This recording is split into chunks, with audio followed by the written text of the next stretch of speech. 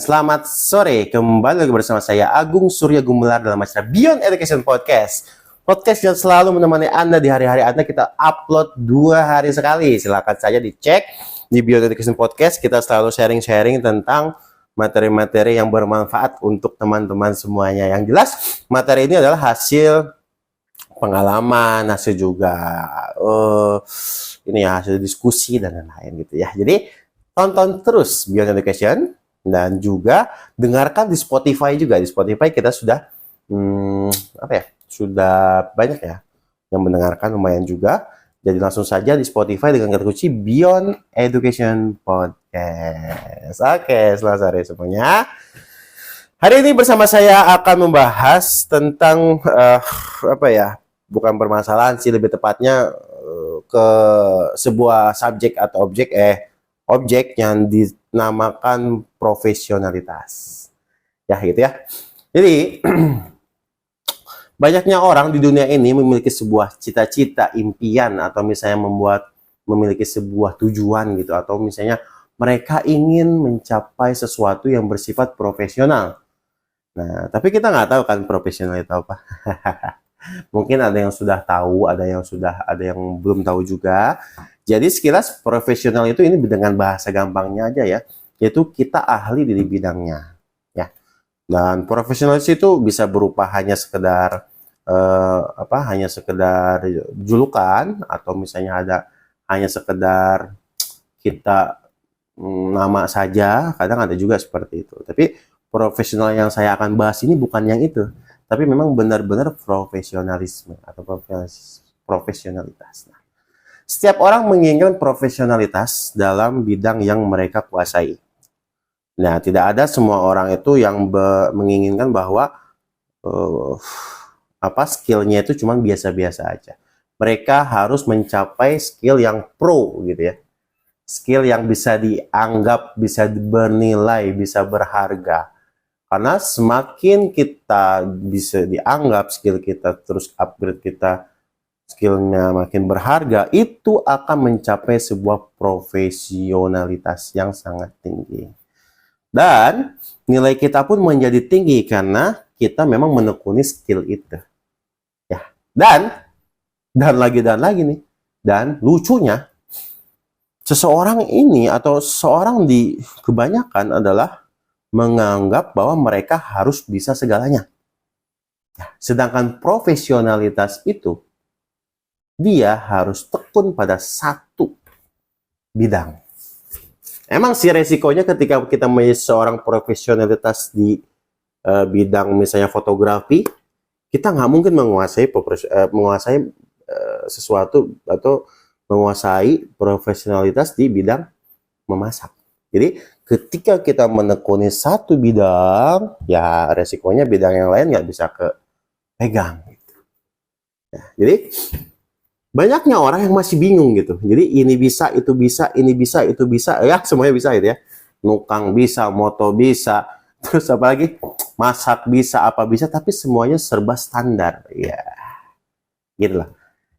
Jadi simpelnya begini, ya mereka hanya bisa aja dan tidak pro di bidangnya. Itu yang membuat nilai kita itu berkurang di mata dunia. Karena di mata dunia itu, karena di dunia itu, atau misalnya di mancanegara, di luar negeri, atau dimanapun itu, di mata dunia, ya yang dicari itu adalah orang-orang yang pro. Bukan orang-orang yang bisa segalanya. Karena gak ada sama sekali orang-orang yang bisa pro di segala hal. Ada mungkin ya. Tapi hanya beberapa, persentasenya tidak banyak. Dan itu pun pasti, misalnya orang itu dikatakan bisa IT, bisa masak misalnya. Tapi di antara IT dan masak itu pasti ada salah satu yang lebih bisa gitu. Gitu loh. Jadi profesionalitas itu berawal dari skill yang satu kita tekunin, yang kita sukai, yang memang kita senang di sana dan nyaman di sana. Dari situ dulu awalnya. Nah, anehnya, seseorang yang menjadi pro itu dimulai ketika mereka sudah lulus kuliah, baru ingin jadi pro. Mau ngapain? Bisa aja sih, tidak ada yang tidak mungkin ya. Tapi alangkah lebih baiknya pro ini kita tekunin, atau skill ini kita tekunin dari semenjak kita sekolah, dari kecil, dari kita masih mengenyam SD, sekolah SD, SMP, SMA. Dari situ kita harus mulai menyiapkan kita menjadi seorang yang pro.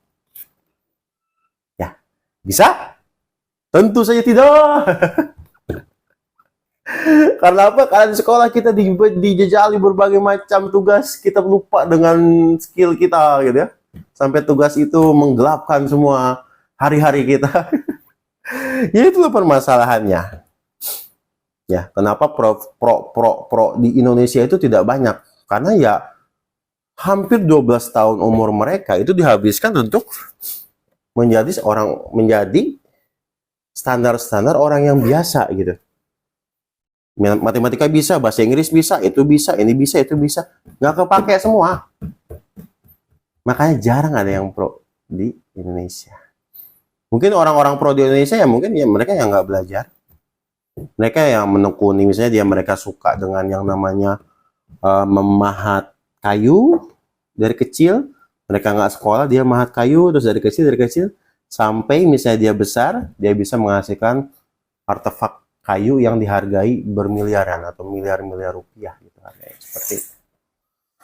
Jadi kita sebagai orang tua, sebagai siapapun kita harus pintar ketika melihat peluang dari diri kita untuk menjadi seorang pro itu, kita skillnya di mana sih? Gitu kan. Itu yang masih banyak mencari-cari ya. Banyak orang-orang yang masih pusing, masih bingung. Gua ini apa sih bisanya skillnya gitu. Dan itu bisa, kebingungan gitu sebenarnya harusnya dituntaskan ketika SD di masa-masa sekolah. Ya, pencarian itu. Pencarian skill, pencarian minat bakat, itu harusnya di masa-masa sekolah itu. Itu kalau misalnya teman-teman tekunin semuanya yang sekarang yang masih sekolah nih ya, tekunin aja untuk mencari minat dan bakat gitu. Di sekolah itu jangan ya akademik, singkirkan dulu lah gitu. Maksudnya ya boleh akademik kejar, tapi jangan terlalu stres dengan akademik. Apa-apa ngulang-ngulang aja gitu ya. Karena di zaman sekarang itu nggak ada yang nggak lulus ya. Seperti itu ya. Itulah yang harusnya dilakukan oleh seorang anak atau anak sekolah gitu. Nah, bagaimana dengan kita sekarang sudah mulai dewasa tapi kita nggak jadi pro apapun, kita masih belum tahu skill kita di mana, itu sebenarnya tidak ada kata terlambat ya, tapi memang nanti kita akan baru merasakannya itu ketika kita sudah tua banget gitu. Ya, jadi sebisa mungkin profesionalitas ini jangan dijadikan mainan-mainan aja. Ya, karena kita sulit banget mencari orang yang pro sekarang itu. Semuanya serba standar. Semuanya hanya sekedar bisa, sekedar pernah gitu. Nggak ada yang pro itu. Pro 1, 2, 3 dihitung pakai jari lah. Cobalah kalau misalnya teman-teman semuanya berpikir di Indonesia ini orangnya pro-pro semua, itu akan berjalan lebih baik kehidupan itu dibanding kita hanya setengah-setengah saja. Ya mungkin karena sistem pendidikan yang tidak mendukung tidak mendukung perkembangan zaman gitu ya. Ya perkembangan zaman udah 4.0, pendidikannya gitu-gitu aja gitu ya. Kalau di luar negeri sana kan ya anak sukanya apa didukung terus sampai itu dan gratis. Kalau di kita tuh kalau misalnya anak suka dancing, mau les dancing itu mahal banget. Atau anak suka gitar, suka musik, mau les musik itu mahal banget. Itulah kesulitan di negara kita. Makanya kita harus mensiasati itu, tetap fokus pada skill kita yang kita sukai, nyaman di sana, atau minat bakat kita ya, tetap fokus ke sana. Terus cari di mana teman-teman bisa menjadi seorang yang pro. Sekarang kan masih banyak nama YouTube dan lain-lain gitu, bisa masih belajar dari sana. Tetap tekuni itu dengan sabar. Mungkin memang tidak langsung menghasilkan. Ya, jangan cepat-cepat menghasilkan, jangan pengen cepat-cepat menghasilkan. Cristiano Ronaldo aja dulu beberapa tahun tuh latihan terus, main bola terus, nggak langsung punya duit kayak sekarang. Apalagi kita.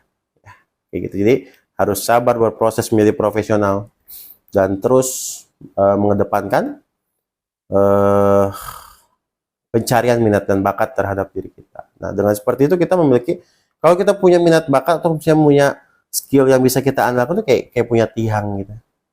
Kita mau hidup dimanapun, ayo gitu. gitu loh.